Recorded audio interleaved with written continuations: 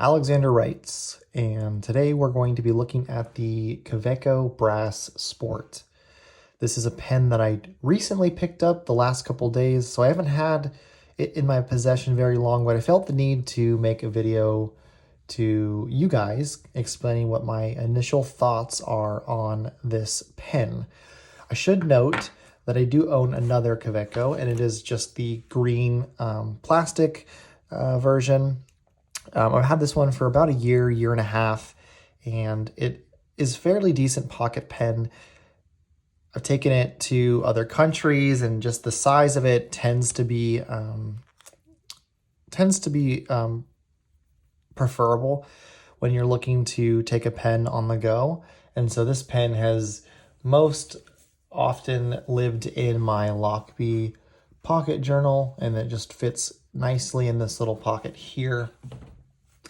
But I have been seeing people talk about brass pens, and as much as I love the standard plastic Kaweco pens, and I have a lot of pens that are either a plastic material, the Lamy Safari has that plastic similar to what they make Lego blocks from, and I think I have some acrylic pens, if I'm not mistaken, but I don't have anything of a heavy metal quality. And so I was looking for a pen that over time would look better, but also had some weight behind it.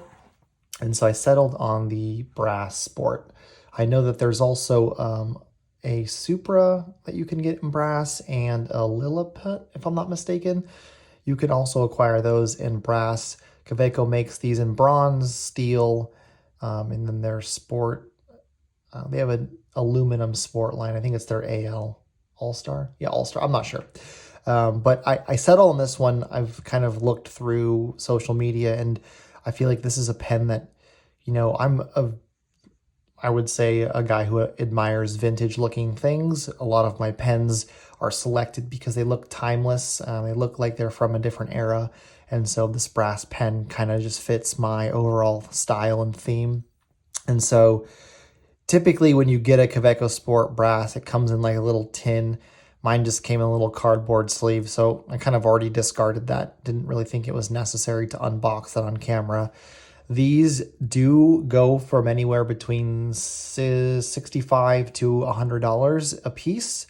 If you buy them through Jet Pens, you're going to look about paying a little bit more. If you want to buy an extra fine nib or a fine nib, which is what I purchased, you can purchase them on Amazon currently for around $60 US. So if you're looking for a brass pen at a good deal, this is available on Amazon for a fairly discounted rate versus all of the other pen suppliers. Now, I'm assuming that if you buy it through the other, Jet Pens or Goulet pens or whatnot, it might come in that case or what they call it, the presentation box. But I wasn't really looking for that. I was just looking for the pen. So overall thoughts: the pen is fairly heavy.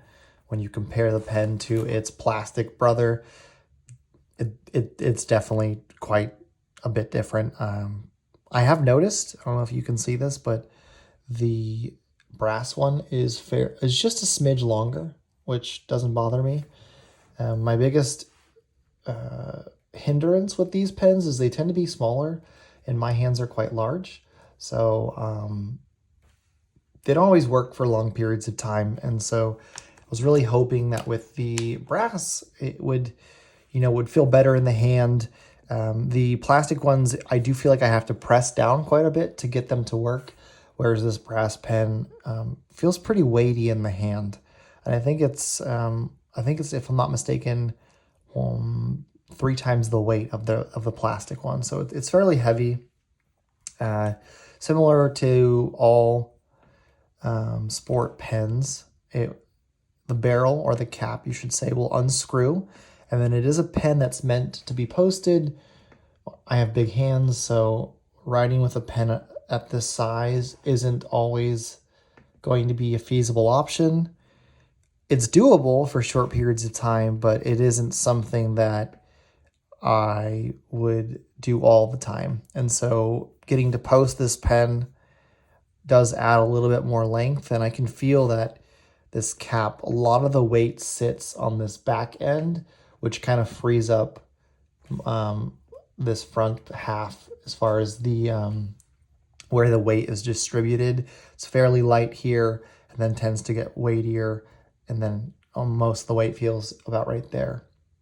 You can see that in my hand it's actually fairly decent size. I can grip it at this lower section. I can grip it at this upper section.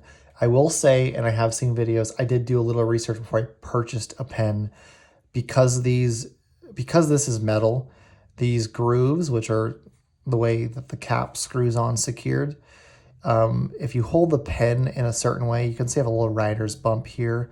So if I was to hold it here for an extended period of time, it would irritate that. And so that is something to be cautious of. So far, I haven't found it to be an issue that prevents me from using the pen. I typically just adjust my grip to move it forward. Even with the Lamy Safari, the way that the finger grip is done isn't really designed for someone with left hand. So I've also had to grip that slightly different to accommodate. Just off the bat, I will say, obviously this pen is meant to be a right-handed pen. I don't think it's necessarily not a left-handed pen, but you can tell that even like the way the printing on the barrel, it's meant to be the other way because most people would hold the pen this way. And so just a cosmetic thing, something that I noticed, a lot of pen brands do it. They'll print it that way you can look at it this way. But I'm left-handed, so I don't really get to see that. So kind of just hold it this way. I've seen some people in the community with these pens. Let me just shuffle some things about. Writing with them this way. As a left-handed writer, I don't typically write this way. I find it to be a bit more challenging, especially when using a fountain pen. If I'm using a roller ball, it's not typically an issue, or a gel pen, but more often than not, the way I'm gripping this pen tends to be from a top-down angle. I know that there are specific terms for the way you grip a pen as a left-handed writer. I'm not familiar with them. So the way I grip this pen when I write is typically like this or like this, just depending on where I'm at on the page or if my hand is tired. But I haven't found any issues with this pen as far as writing with it. This technically is the upside down way to write with a fountain pen. It is designed to be written this way. And so when you do turn the nib to this kind of, I don't even know, northwestern angle, so this way, it's not always right on the nib, and the feed, which is on that back side, sometimes has trouble catching up. And so a little skeptical at first, but so far, writing this way, I don't have a lot of issues with this pen. It tends to be fairly wet, and I have seen online people who switch these nibs out for sailor nibs, or they will take the nib assembly apart and mod the internal mechanism just slightly to make the pen a bit more wet. It's not something I've come across yet. Being that I write from left to right, I need to be cautious when I'm dragging my hand as I'm not smudging what I've already written. So I feel like the pen is the right amount of wetness for what I need it to be. Let's see if I can give you a little writing sample. You'll see I kind of faded there just a slight bit.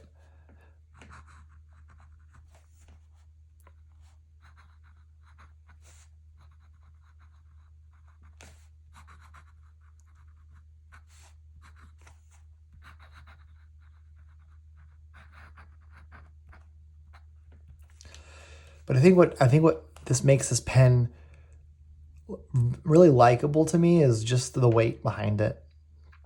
I don't feel like I'm having to press down so hard to have consistent contact with the paper. I feel like the pen does a good job of distributing that weight so that I can kind of just guide it versus having to press and then move it. I'm kind of just floating across the surface because of how much weight is in the pen, which I find a little bit more enjoyable than using its plastic version, which is this one. And let's try this one for comparison. So this one, similar story, you know, I do have to press just a little bit more than I would have to press the brass version.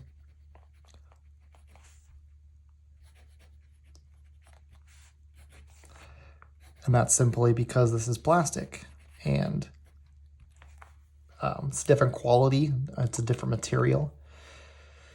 So, and then these clips are removable. So if you do want a clip, if you wanted to add a clip to this, I don't have one in it on this point. This just sits in my pocket. And I don't know if you've noticed, but brass tends to get this nice patina the older it gets, and then the oil on your hands kind of strips away the shine. And I'm not a very big fan of shiny things. As someone who's watched or followed this channel quite often, you'd know that most of the notebooks that I have, the waxed canvas or the leather journals, I don't really tend to, add wax to the canvas or use oil to make the leather look good. I tend to like things that look like they've been used for a long period of time. And this pen definitely fits in with that idea, because it is something that over time will only look better. And so I hope this video was informative. Kind of wasn't a pen I was expecting to purchase this year. Wasn't really in the market for a pen, but just decided to kind of make this an everyday carry pen while I'm on the go, while I'm at work, while I journal.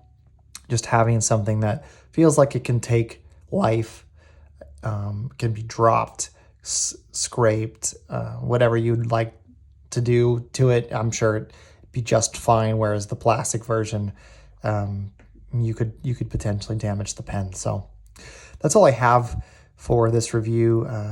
Kaweco is a great brand out of Germany.